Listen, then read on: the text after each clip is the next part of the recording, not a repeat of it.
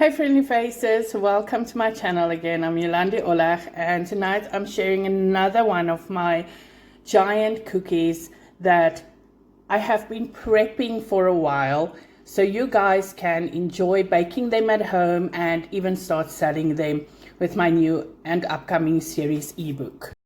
So my previous video was the peanut butter and pretzel cookie. Tonight I'm showing you my coconut caramel fudge cookie. As you can see from the ingredients I'm showing you, it's just as easy as the previous one, and the caramel over this cookie is absolutely delicious. So I'm starting off by adding the butter or margarine into my mixer together with the brown sugar.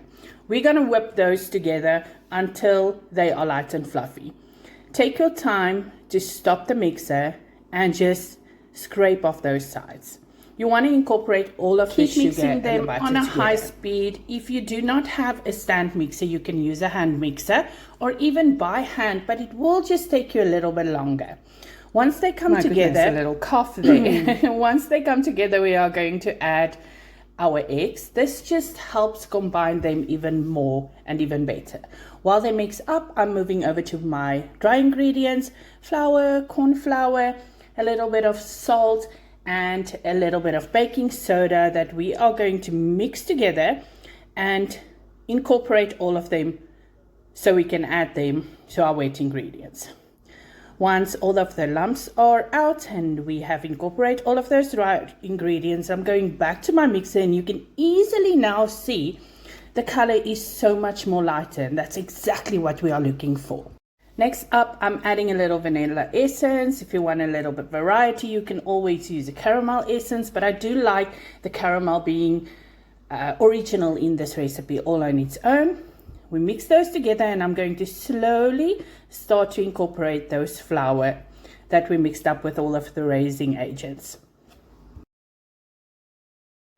Once the dough comes together, you will notice that it's now more easily to handle if you should use it as a cookie dough, but we still have some ingredients to add here. We're going to start off with our shredded coconut, add that in, and then in the beginning we cut up those caramel pieces together with the chocolate, and we're going to add both of them into the mixture together with that coconut, shredded coconut. Delicious. Right, we're going to mix those up, not too long. Do not overmix this batter. You just want all of those ingredients to incorporate nicely together. Oh, I remember the smell of the coconut in these. It was delicious. Do you see how the dough just comes off from the side? That's exactly what we want. All right, now it's time to form those cookie dough balls we are going to bake up. I'm using a lined tin. Always use a little parchment paper in there, and we are going to scoop those out one at a time and form little balls. I do like using a little ice cream scoop for this. For some reason it just works so nicely for me, but you can roll them out by hand as well. Just try to stray away from using too much extra flour. You don't want to dry out these cookies. Once they're formed, I'm going to add some pieces of chocolate and just decorate them a little bit more here for when we bake them. You will see as they spread out, they will still have those pieces on top, and will give you an idea what kind of a cookie this is. Like in the previous one, we had the peanut butter and pretzels, so I loved putting a little chocolates and pretzels on top. This one is going to have the chocolate as well, and then we're going to drizzle them with caramel. I'm not adding any coconut on the cookies because it's actually not going to show as much as we would like. Now we are ready to place them in the oven, and I tell you, on a high temperature like 210 degrees Celsius for only 8 to maximum 10 minutes. They bake so fast and delicious, and you end up with that crunchy outside and soft inside, and that's exactly what you want from these cookies.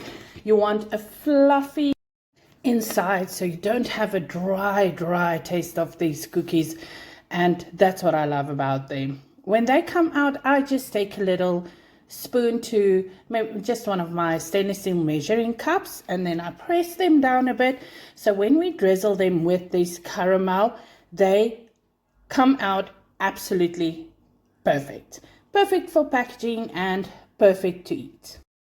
Okay, now you're probably wondering about this caramel I'm drizzling over. Isn't that just going to smear all over your packaging and become everywhere? No, this stiffens up, not so hard that it becomes crispy, but hard enough should you put it in a packaging, it won't stick to the packaging and make a mess of it. And that's it. That's exactly what we do with these cookies. And when we break them now, you will see how deliciously fluffy it is, and the caramel hasn't set on this perfectly, so when we pull them apart, that caramel just makes the best feature. So thank you so much for watching. I'm so excited to share these recipes with you. They are 6 delicious cookie recipes, including this delicious caramel I'm showing you right here, that you can use for various baking. And I would love to hear what you think about it. The upcoming ebook is going to have packaging ideas and selling ideas, and even just if you like baking for your family and friends, you would love this. So let me know in the comments below if you are interested, and I will share the details with you about the ebook ASAP. It will be available in the bio on my PayUp account, and this is just going to blow your mind. Now you go and have a fantastic day, and thank you so much for watching. See you in the next one. All my love. Bye.